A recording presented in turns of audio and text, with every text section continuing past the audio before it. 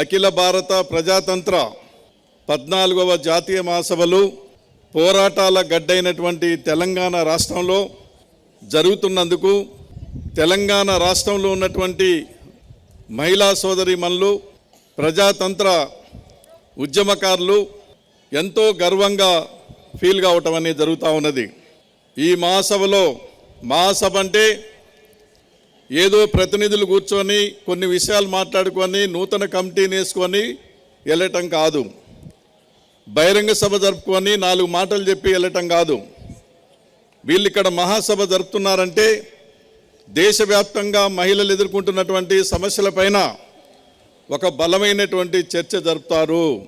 ఆ సమస్యలను పరిష్కారం చేసుకోవటానికి తగినటువంటి తీర్మానాలు, కర్తవ్యాలు తీసుకొని పోరాటాలు సాగించడం కొరకే ఒక పోరాటాల వేదికగా హైదరాబాద్, ఈ తెలంగాణ గడ్డ ఆ రకంగా ఏంటంటే ఉపయోగపడాలని చెప్పేసి అందరూ కూడా ఆశిస్తూ ఉన్నారు. దానికి అనుగుణంగానే ఈరోజు ఈ మహాసభల్లో చర్చ కూడా జరుగుతున్న విషయం ఇంతకుముందు మాట్లాడినటువంటి మన నాయకులు చెప్పారు. నాయకులు చెప్పినటువంటి అన్నీ కూడా తెలంగాణ రాష్ట్రంలో మనం అమలు చేస్తామా లేదా, అలాంటి పోరాటాలు చేసి సాధించుకుంటామా లేదా అని చెప్పేసి వాళ్ళకు మనం హామీ ఇవ్వాలి. తెలంగాణ రాష్ట్రం నుండి బీజేపీ, ఆర్ఎస్ఎస్ మతోన్మాద శక్తులని తరిమి కొట్టాలని పిలుపునిచ్చారు దేశవ్యాప్తంగా. నిజంగా చెప్పాలంటే మన దేశానికి స్వాతంత్రం వచ్చి రేపు 77వ గణతంత్ర దినోత్సవం కూడా జరుపుకోబోతా ఉన్నారు. సగభాగంగా ఉన్నటువంటి మహిళలు అన్ని రంగాల్లో వెనుకబడటం అనేది జరుగుతూ ఉన్నది. కారణమేంది? వాస్తవంగా పురుషుల కంటే మహిళలే ఎక్కువ కష్టపడి పనిచేస్తూ ఉన్నారు. పుణ్యవతి గారు చెప్పారు, మహిళలకు డబల్ శ్రమ. బిడ్డల్ని కనాలి, వాళ్ళని పోషించాలి, వ్యవసాయ పనుల్లో పోవాలి, కార్ఖానాల్లో పోవాలి, ఉద్యోగాలు చేయాలి. మగవాళ్ళతో పాటు మళ్ళీ ఏంటంటే అన్ని రంగాల్లో వెనుకబాటు అనేది కనిపించడం అనేది జరుగుతూ ఉంది. విద్యలో కానీ, ఉపాధిలో కానీ, గౌరవించేటువంటి విషయంలో కానీ అసమానతలు ఇవన్నీ కూడా రోజు రోజుకు పెరిగిపోతూ ఉన్నాయి.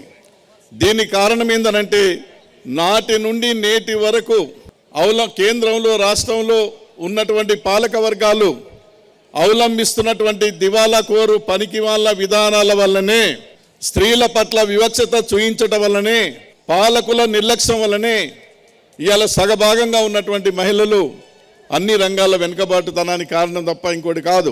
ఈ సమస్య పరిష్కారం కావాలంటే, మహిళలకు న్యాయం జరగాలంటే పెద్ద ఎత్తున సమరశీల పోరాటాలు నడిపించడానికి ఇవాళ సిద్ధం కావాల్సినటువంటి అవసరం ఉంది. అదే రకంగా ఈ మధ్యనే ఖమ్మంలో వామపక్ష పార్టీకి సంబంధించినటువంటి వారు ఒక సభ జరిపితే ముఖ్యమంత్రి గారు ఆ సభలో ప్రసంగించడం అనేది జరిగింది.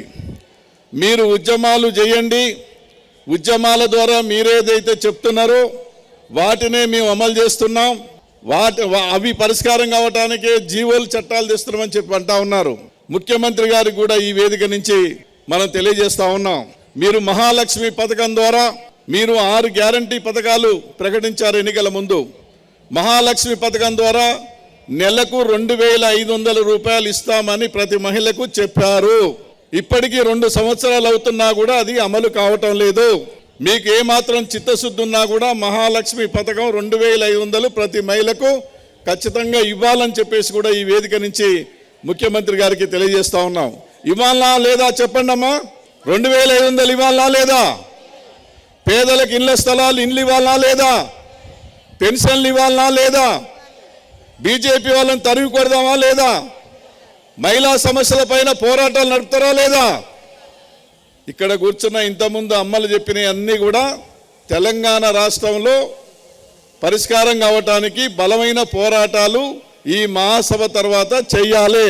చేస్తాం కదా, చేస్తారు. కాబట్టి రాష్ట్ర నలుమూలల నుండి అనేక ఇబ్బందులున్నా, వ్యవసాయ పనులున్నా కూడా వాటిని పక్కన పెట్టి వేలాది మంది మహిళలు ఈరోజు ఏంటంటే ఈ సభకు రావటం అనేది జరిగింది. మరి ఈ సభ ఇక్కడ తీసుకునేటువంటి నిర్ణయాలు వృధా కావు. ఖచ్చితంగా రాబోయే కాలంలో మహిళల సమస్యల పరిష్కారం కొరకు ఇదొక వేదికగా తెలంగాణ రాష్ట్రం, హైదరాబాద్ ఈ మహాసభ ఆ స్పిరిట్లో మరి ఆ రకమైనటువంటి నిర్ణయాలు తీసుకొని వెళ్తారని చెప్పేసి మేము అందరూ కూడా ఆశించడం అనేది జరుగుతుంది. దానికి అనుగుణంగా మా పాత్ర కూడా ఉంటుందని చెప్పి హామీ ఇస్తూ